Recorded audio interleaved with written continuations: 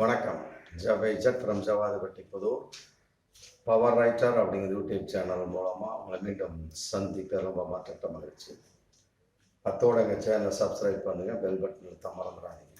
அத்தோட எல்லாத்துக்கும் ஷேர் பண்ணுங்க.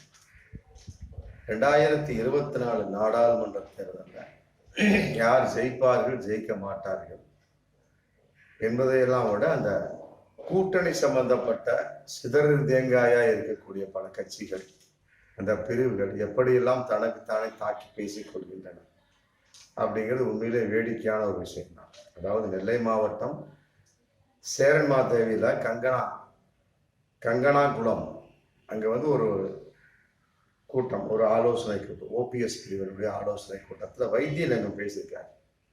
ஓபிஎஸ் பிரிவு வைத்தியலிங்கம், அதாவது அதிமுக சிதறு தேங்காயாக சிதறி விட்டு அதற்கு எடப்பாடி தான் காரணம். 9 தேர்தலில் தோல்வி அடைஞ்சாச்சு, அதுக்கு எடப்பாடி தான் காரணம் அப்படின்னு அதையும் சொல்லியிருக்காரு. இதற்கு முன்னால் ஓபிஎஸ் 8 தேர்தலில் அதிமுக ஜெயிச்சதுக்கு எடப்பாடி தான் காரணம் அப்படின்னாரு. இவர் ஒன்று சேர்த்து 9ன்னு சொல்றாரு. அதான் என்னன்னு புரியல. அதே நேரத்தில் வரக்கூடிய நாடாளுமன்ற தேர்தல் எடப்பாடி தோத்தார்னா மொத்தம் 10 தேர்தல். ஓபிஎஸ் கணக்கு 9 வரும், வைத்தியலிங்க கணக்கு 10 வரும். ஆமா, கணக்கு தெரியாமல் ஒரே அணியில் இருந்து கொண்டு இருவரும் பேசிக்கொண்டிருக்கிறார்களா அப்படிங்கிற ஒரு கேள்வி இருக்கு. அதே சொல்லிவிட்டு சொல்றார், எடப்பாடியை நாங்கள் 10 நாளில் நீக்குவோம் அதிமுகவை விட்டு. ஆமா, எடப்பாடிக்கு நான் கெடு விதிக்கின்றேன் அப்படின்னு சொல்லிவிட்டு இன்னைக்கு வைத்தியலிங்கம் ஓபிஎஸ் மிக பகிரங்கமான ஒரு சவால் விட்டுருக்காங்க. எடப்பாடியை நீக்கிவிட்டு 10 நாளில் அதிமுக ஒன்றுபடும் அப்படின்னு சொல்லிவிட்டு ரொம்ப பகிரங்கமா சொல்லிட்டு இரட்டையிலிருந்து ஓபிஎஸ் தான் கிடைக்கணும் அப்படின்னு ரொம்ப ஒரு சவால்தனமான ஒரு பேச்சு. அதான் ஒண்ணுமே புரியல. அது 10 நாள் கணக்கு அப்படிதான் தெரியல.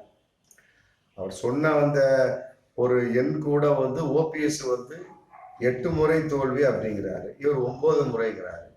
இப்ப வரக்கூடிய நாடாளுமன்றத்துல தோத்தா 10வது முறை அப்படிங்கிறார். யாரு? வைத்தியலிங்கம். அப்படி பாக்குறப்ப ஓபிஎஸ் கணக்கு 9 வருது. இதையெல்லாம் விட 10 நாளில் நாங்கள் எடப்பாடி நீக்கி விட்டு அதிமுகவை நாங்கள் ஒன்று சேர்த்து விடுவோம். இன்னும் இரட்டை இலை சீட்டம் எங்களுக்கு தான் கிடைக்கும் அப்படிங்கிறார். ஆமா, அது என்ன 10 நாள் கணக்கு அப்படின்னு தெரியல. இன்னைக்கு 9ஆம் தேதி, வரக்கூடிய 19ஆம் தேதிக்குள்ள எடப்பாடி நீக்கப்பட்டு அதிமுக ஒன்றுபட்டு விடுமோ பார்ப்போமே. வரும் காலங்கள் பதில் சொல்ல போன பொருள்.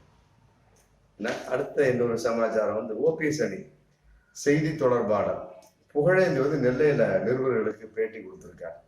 கேள்வி கேட்கிறாங்க, அதுக்கு சொல்லியிருக்காங்க. அதான் ஒரு கூட்டத்துல எடப்பாடி பிரிவு அணி கேபி முனுசாமி ஒரு பேசினார். ஓபிஎஸ் 3 தடவை முதலமைச்சராக இருந்து ஜெயலலிதா போட்ட பிச்சைன்னு பேசுறார். அது சம்பந்தமா கேள்வி கேட்கக்கூடிய சமயத்துல இன்னைக்கு அதுக்கு ரொம்ப காட்டமாக பதில் சொல்லியிருக்கிறார் ஓபிஎஸ் பிரிவு புகழேந்தி. அதாவது ஓபிஎஸ் முதலமைச்சராக இருந்தது ஜெயலலிதா போட்ட பிச்சை தான், இதையும் சொல்ல வரல. அதே நேரத்தில் இன்னைக்கு துணை பொதுச் செயலாளராக இருந்து கொண்டிருக்கிறார் அதிமுக. அது ஓபிஎஸ் போட்ட பிச்சை. அது கேபி முனுசாமி மறந்து விட வேண்டாம் அப்படின்னு இன்னைக்கு ரொம்ப பகிரங்கமா பேட்டி கொடுத்திருக்கார் புகழேந்தி. அதையெல்லாம் விட ஒன்றியத்துல பாஜக தலைமையில கூட்டணி அமையக்கூடிய சமயத்துல தமிழகத்தை பொறுத்தவரை ஓபிஎஸ் தலைமையில இங்க கூட்டணி அமையும் அப்படிங்கிற மாதிரி ஒரு தகவலை சொல்லியிருக்கிறார். ஆனா அண்ணாமலை இத காதல விழுந்துதா அப்படின்னு தெரியல. அண்ணாமலை சொல்லிட்டு இருக்கார், பாஜக தலைமையில கூட்டணி அமையும், அதுக்கு கீழே பல கட்சிகள் ஒன்றா சேர்ந்து கொள்ள வேண்டியதா சொல்லியிருக்கிறார். எங்களுடைய கதவு திறந்தே இருக்குன்னு சொல்லிட்டு அமைச்சர் சொல்லிட்டாரு. அதன் அடிப்படையில் இன்னைக்கு ஓபிஎஸ் பிரிவு புகழேந்தி பிரச்சனைக்குரிய விஷயமா பேசியிருக்கிறார். அதாவது ஓபிஎஸ் தலைமையில தான் இங்கு கூட்டணி அமையும்.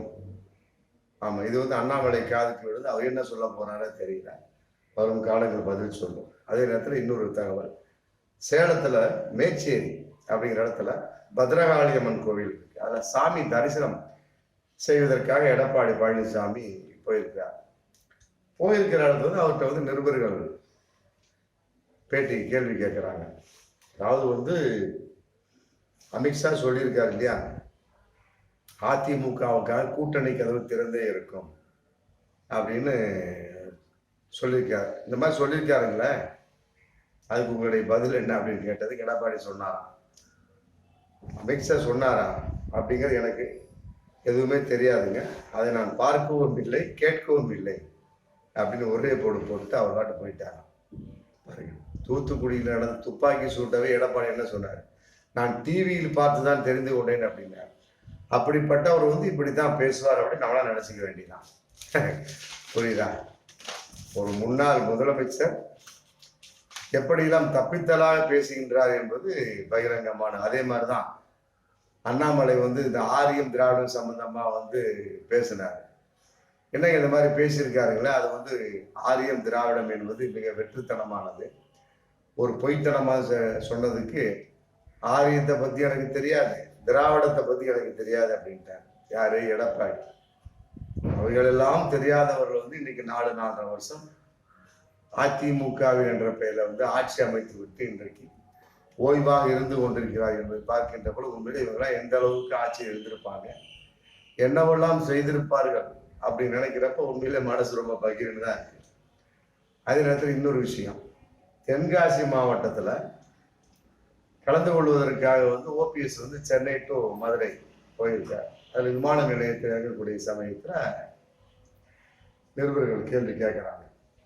என்ன கேட்குறாங்க அப்படின்னா, எடப்பாடியிட்ட கேட்ட மாதிரி கேட்டிருக்காங்க. அதிமுகவாக எங்களுடைய கூட்டணி கதவு திறந்தே இருக்குன்னு சொல்லி போட்டு அமித்ஷா சொன்னார் இல்லைங்களா, அதே மாதிரி ஓபிஎஸ்ஸையும் கேட்டிருக்கிறாங்க. என்னங்க அமித்ஷா வந்து இந்த மாதிரி வந்து கூட்டணி கதவு திறந்தே இருக்கும் அதிமுகவுக்கான்னு சொல்லியிருக்காங்க அப்படின்னு சொல்றதுக்கு உடனே வந்து ஓபிஎஸ் முந்திக்கிட்டு சொன்னாராம், நாங்கள் என்டிஏ கொண்டு எடுத்தாப்பா இருக்கிறோம், அதுக்கெல்லாம் எந்த ஒரு மாற்று கருத்தும் கிடையாது. நாங்கள் வந்து அன்னையிலிருந்து இன்றைக்கு வரைக்கும் பாஜகவோடு மோடிக்கு ஆதரவாக என்டிஏ கூட்டணி தான் இருக்கிறோம், தேசிய ஜனநாயக கூட்டணி தான் இருக்கிறோம். அது சொல்லப்பட்டது அமித்ஷா சொன்னாருன்னா அது எடப்பாடிக்கா சொன்னாரு அப்படின்னு சொன்னதுக்கு நிருபர்கள் கேட்டாங்க.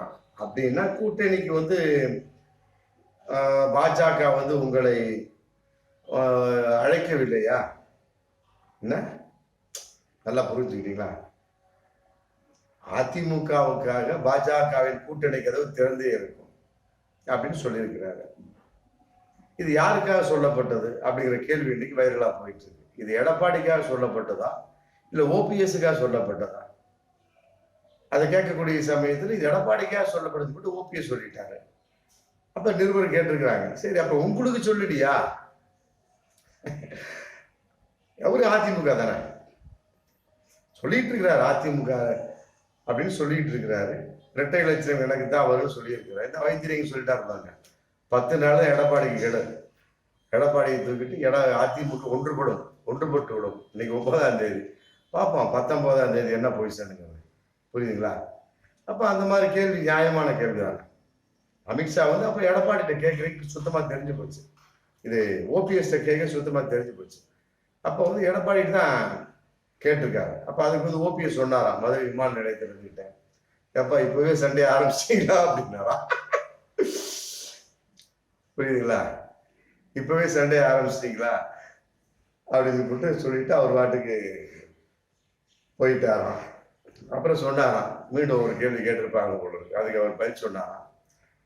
ஏன்னா ஜெயக்குமார் சொன்னார், ஓபிஎஸ் பக்கம் உள்ளவர் எல்லாமே வந்து கூலி ஆட்கள் அப்படி சொன்னதுக்கு அவர் சொன்னாராம், அது வந்து நாடாளுமன்ற தேர்தல் வெற்றியில தெரியும்பா அப்படின்னு சொல்லிட்டு அவர் பிறப்பிட்டு தென்காசிக்கு போறதுக்கு ஏற்பாடு பண்ணி போயிட்டாராம். பாருங்க. அப்புறம் இன்னொரு தகவலா நம்ம பார்க்கக்கூடிய சொல்லுவோம், தஞ்சாவூர்ல வந்து ஜெயக்குமார் பேட்டி கொடுத்துருக்காங்க. அது அதிமுக சம்பந்தப்பட்ட தேர்தல் அறிக்கை தயார் பண்றதுக்காக அப்படியே ஒரு 9 மண்டலத்துக்கு ரவுண்ட் அடிச்சுட்டு இருக்காங்க பார்த்தீங்களா.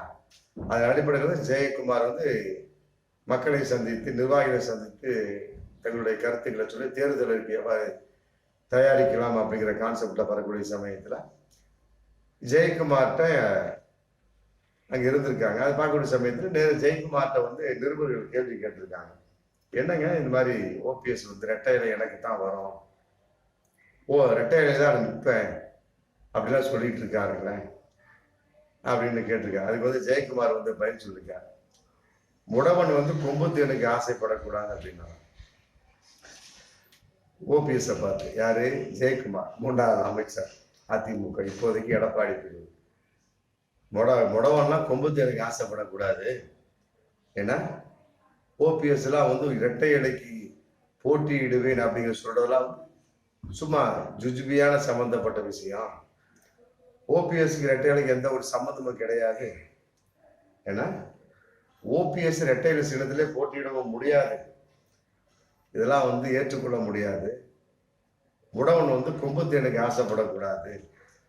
ஆமா, இதெல்லாம் வந்து நடக்காத ஒரு விஷயம். யாருமே வந்து இரட்டை இலை முடக்கி விடவே முடியாது அப்படின்னு ரொம்ப அழுத்தம் திருத்தமா வந்து ஜெயக்குமார் வந்து பேட்டி கொடுத்துருக்காரு. அதையெல்லாம் வர இன்னொரு அதிர்ச்சியான ஒரு தகவல் என்னன்னா, இப்ப இந்த சமீபத்தில் வந்து இந்த 18 பேரை சேர்த்துக்கிட்டு இவரு அண்ணாமலை வந்து டெல்லியில ஜேபி நட்டா முன்னால வந்து பாஜகவில் சேர்த்தாரு பாருங்க.